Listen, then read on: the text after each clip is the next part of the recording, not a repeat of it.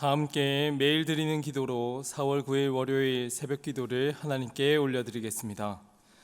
생명의 하나님, 오늘도 저희에게 생명을 허락하시고 온 세상 만물을 주님의 섭리로 붙들어 주시니 감사합니다. 부활의 소망이 사망의 그늘에서 고통받는 이들에게 전해지게 하시고 외롭고 가난하고 병든 이들을 주님께서 위로하여 주시옵소서.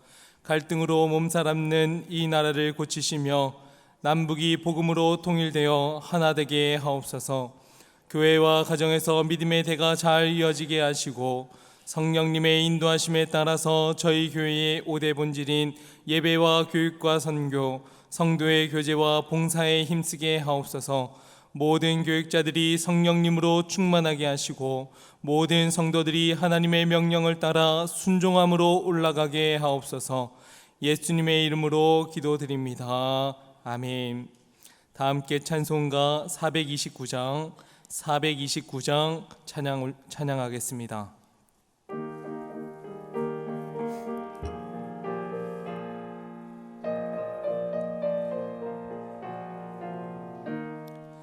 세상 모든 풍파너를 힘들어 약한 마음 낙심하게 될 때에 내려주신 부의 복을 세어라. 주의 크신 복을 내가 알리라. 받은 복을 세어 보아라. 크신 복을 내가 알리라.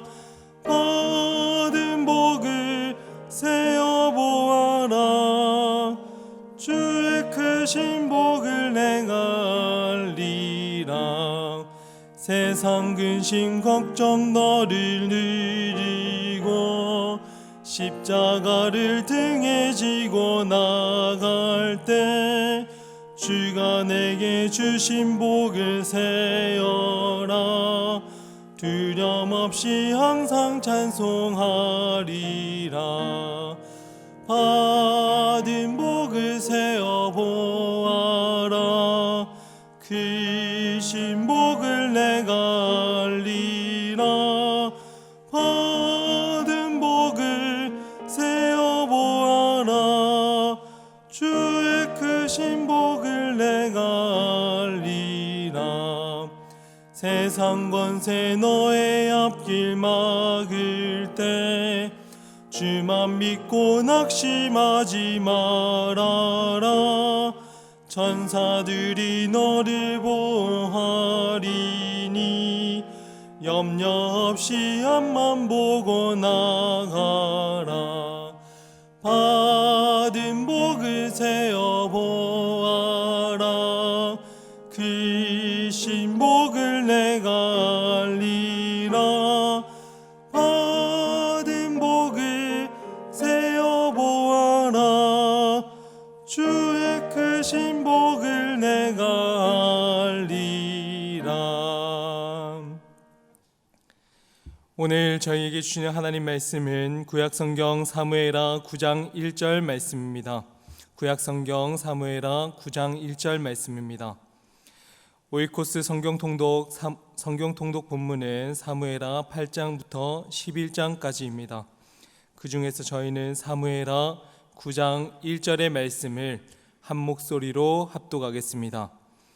다윗이 이르되 사울의 집에 아직도 남은 사람이 있느냐? 내가 요나단으로 말미암아 그 사람에게 은총을 베풀리라 하니라. 아멘. 오늘도 한결같은 마음으로 부활의 기쁨과 감사의 마음을 가지고 하나님께 예배하러 나오신 모든 성도님들을 주님의 이름으로 축복합니다.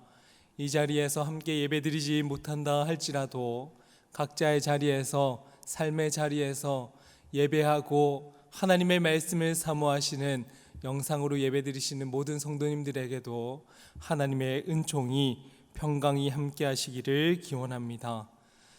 사람들마다 자신들의 인생에 영향을 끼친 사람들이 분명히 있을 텐데 다윗 왕에 있어서도 인생 가운데 가장 큰 영향을 끼친 사람이 누구입니까? 하고 물으면 다윗은 단연 사울 왕입니다. 그렇게 말할 것 같습니다. 사울 왕은 다윗이 자신의 왕권을 위협할 수도 있다 그렇게 생각을 하고 평생을 다윗의 그 뒤를 쫓아다니며 죽이려 했습니다. 그러나 어제 함께 나눈 것처럼 다윗에게는 만군의 여호와께서 함께 계시니 하는 그 믿음을 가지고 다윗은 점점 장성하여져 갔다 말씀을 드렸습니다. 반면 불순종과 자신의 뜻대로 살아가는 사울의 가게는 점점 기울어져만 갔습니다. 결국 사울과 그 아들들은 블레셋과의 전쟁에서 죽음을 맞이했고 사울의 그 뒤를 이어서 다윗이 이스라엘의 왕이 되었습니다. 그런데 사울과 그 아들들이 죽었다고는 하지만 다윗이 이스라엘 땅에서 확고하게 자리를 잡은 것은 아닙니다. 왜냐하면 나라가 점차 안정을 찾아가는 그 과정 가운데서도 여전히 사울의 자녀 세력들은 존재하였고 변화하는 정국 속을 그 틈을 타고 무슨 일이 일어날지 예측하기 어렵기 때문입니다. 이러한 상황 가운데 다윗은 주도적으로 질문 하나를 던졌습니다. 오늘 본문 1절의 말씀에 있습니다. 다윗이 이르되 사울의 집에 아직도 남은 사람이 있느냐? 이 질문은 사울의 남은 자녀 세력들을 내가 완전하게 소탕하겠다 그런 마음으로 던진 질문이 아닙니다. 세상적 가치와 사람의 생각으로는 내가 드디어 왕이 되었으니 냉혹한 이 정치 세계에서 정적의 씨를 말려야 우리 가문이 점점 장성할 수 있다 그렇게 생각할 수는 있습니다. 하지만 다윗은 세상적 가치와 또 자신의 마음에 중심을 두지 않았습니다. 1절 하반절에는 이렇게 고백을 합니다. 내가 요나단으로 말미암아 그 사람에게 은총을 베풀리라. 즉 다윗은 받은 은혜를 기억하는 사람이었다 하는 겁니다. 사울의 집에 아직 남은 사람이 있느냐 하는 다윗 왕의 질문을 통해서 저희가 깨닫는 교훈이 있습니다. 은혜도 경험해 본 사람만이 그 은혜를 안다. 은혜도 경험해 본 그 사람만이 은혜를 베풀 수 있다. 선물도 받아본 사람이 그 선물의 기쁨을 누리고 또 전달하고 나눌 수 있습니다. 아픔을 겪고 힘들고 지쳐본 사람만이 진짜 병들고 쓰러져 있는 분들에게 손을 내밀고 위로할 때 그 위로가 참된 위로로 그 마음을 보다듬을 수 있습니다. 즉 하나님의 마음을 알고 참된 그 사랑과 은혜를 받은 경험과 진정한 감사를 깨달은 사람만이 하나님의 그 은혜를 흘려보낼 수 있는 겁니다. 다윗 왕은 친구 요나단과의 의리를 지키기 위해서 그리고 자신이 지금까지 받은 그 은혜를 나누기 위해서 사울의 집에 아직 남은 사람이 없느냐 하고 물었지만 아무도 다윗에게 찾아와서 그 사울 왕의 자녀들이 누가 있는지 이야기하는 사람은 아무도 없었습니다. 왕이 된 다윗이 진짜 은혜를 베풀려고 하는 소리인지 아니면 남아있는 사울의 가게를 완전하게 멸하기 위한 그러한 물음인지 알 수가 없기 때문입니다. 그런 마음을 읽었는지 다윗은 9장 3절 말씀에 다윗이 직접 사울의 종에게까지 찾아가는 그러한 모습을 보입니다. 9장 3절 말씀을 제가 한번 읽어보겠습니다. 왕이 이르되 사울의 집에 아직도 남은 사람이 없느냐? 내가 그 사람에게 하나님의 은총을 베풀고자 하노라 하니 사울의 종이 왕께 아뢰되 요나단의 아들 하나가 있는데 다리 저는 자니이다 하니라. 사울 왕을 통해서 겪은 고통과 도망자로서 비참한 처절한 삶을 살아왔기에 왕이 된 다윗은 이제 정당하게 자신이 받은 고통을 돌려줘도 아무도 다윗에게 손가락질하는 사람은 없었을 겁니다. 오히려 반대로 돌려주는 것이 당연하다 그렇게 여길 수 있습니다. 그런데 다윗은 사울 왕의 자손들에게 은총을 베풀겠노라 그렇게 선포를 합니다. 이것이 어떻게 가능할 수 있었을까 하고 질문이 듭니다. 그것은 다윗이 자신의 인생 가운데 하나님의 은총과 하나님의 은혜를 깊이 체험한 사람이기 때문에 그것이 가능합니다. 블레셋과의 그 골리앗을 무찌르면서 왕이 되었다 의뢰 그렇게 생각할 수 있습니다.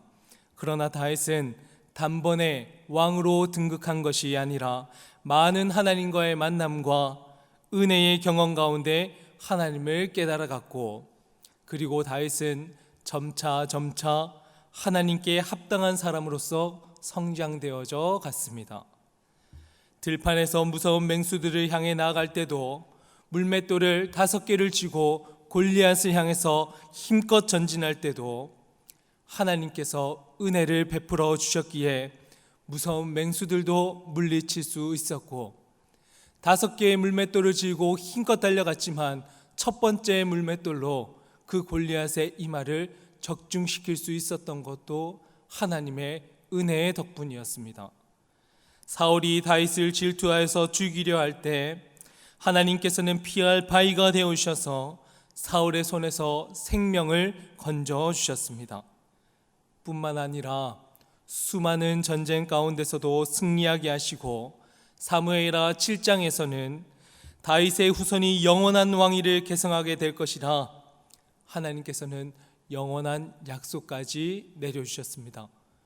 이 모든 것이 다윗은 기억하고 생각하기에 하나님의 은혜였노라 그렇게 고백을 하는 겁니다. 즉 이러한 하나님과의 함께한 경험이, 하나님께서 부어주신 그 은혜를 받은 경험들이 다윗으로 하여금 은총을 베풀겠노라 하는 고백으로 이어지게 하는 겁니다. 그리고 그 은혜는 자신을 원수같이 여겼던 사울왕 그 가게까지도 품게 하시고 사울의 핏줄을 찾아서 하나님의 은총을 베풀겠노라 선언을 합니다. 오이코스 본문으로 저희는 9장 1절 말씀을 읽었습니다. 아직도 남은 사람이 있느냐? 내가 요나단으로 말미암아 그 사람에게 은총을 베풀리라. 하지만 진짜 핵심적인 말씀은 9장 3절 말씀에 있습니다. 왕이 이르되 사울의 집에 아직 남은 사람이 없느냐? 그리고 그 이후부터는 밑줄을 그어 놓으셔도 됩니다. 내가 그 사람에게 하나님의 은총을 베풀고자 하노라. 내가 그 사람에게 하나님의 은총을 베풀고자 하노라. 아멘. 다윗은 내가 그 사람에게 은총을 베풀겠노라 말하지 않습니다. 그 사람에게 내가 받은 경험과 내가 겪어왔었던 은혜와 하나님께서 나와 함께 해주셨던 그 모든 경험들을 통해서 깨달은 하나님의 은총을 베풀겠노라 선포를 하는 겁니다. 다윗이 베푸는 은총은 자신의 선심이 아닙니다. 이제 왕이 됐으니 왕의 권력으로 은혜를 베풀겠다 하는 것이 아니라 바로 하나님께서 나에게 부어주신 은혜 위에 그 위에서부터 낮은 것으로 흘려보내는 하나님의 은혜를 나도 이제 베풀겠노라 하고 말씀을 하는 겁니다. 그래서 시편에서는 다윗이 하나님으로부터 받은 그 은혜를 고백하며 은총에 대한 감사의 표현들을 많이 하고 있습니다. 시편 30편 7절에서는 여호와여 주의 은혜로 나를 산같이 굳게 세우셨습니다. 시편 31편 19절 말씀에는 주를 두려워하는 자를 위하여 쌓아두신 은혜, 곧 죽게 피하는 자를 위하여 인생 앞에 베푸신 은혜가 어찌 그리 크신지요. 시편 116편 12절에는 내게 주신 모든 은혜를 내가 여호와께 무엇으로 보답할까 그렇게 고백을 하는 다윗입니다. 다윗은 자신이 먼저 하나님의 은총을 경험한 자이기에 왕이 된 나는 이제 그 은혜를 어떻게 누릴까, 어떻게 하면 떵떵거리며 왕의 그 자리를 누리며 살아갈까 그렇게 고민했던 다윗이 아닙니다. 내가 받았던 그 은혜들을 이제 무엇으로 하나님께 보답할까 묻고 질문하는 다윗입니다. 이 새벽에도 병안으로 힘들어하고 계시는 분들도 계시고, 또 지쳐서 낙담하고 쓰러져 계신 분들도 계시고, 영상으로 예배드리는 가운데서도 어떻게 하면 이 세상을 살아갈 수 있을까 고민하는 분들도 많이 계실 줄로 압니다. 그러나 저희는 같이 찬양했던 것과 같이 하나씩 하나씩 기억해 보는 겁니다.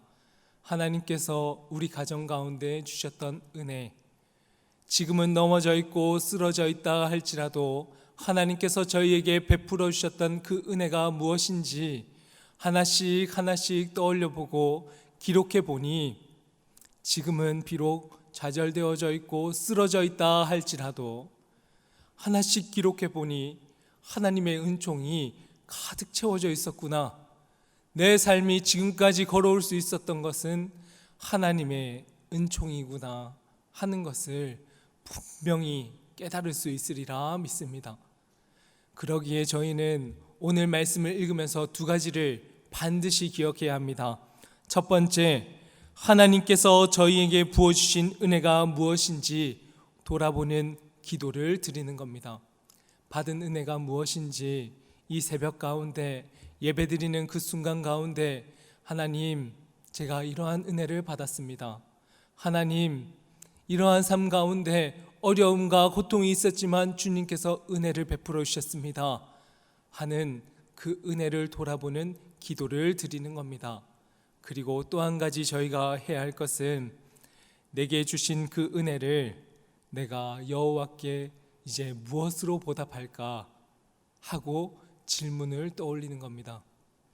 받은 은혜만 기억하면서 이 속을 가득 채워가는 것이 아니라, 채워진 저희는 그 은혜를 하나님께 무엇으로 보답할까 하고 물음을 떠올려 보면, 내가 내밀어야 할 그 손이 어디에 있는지 하나님께서는 분명히 지혜를 주시리라 믿습니다.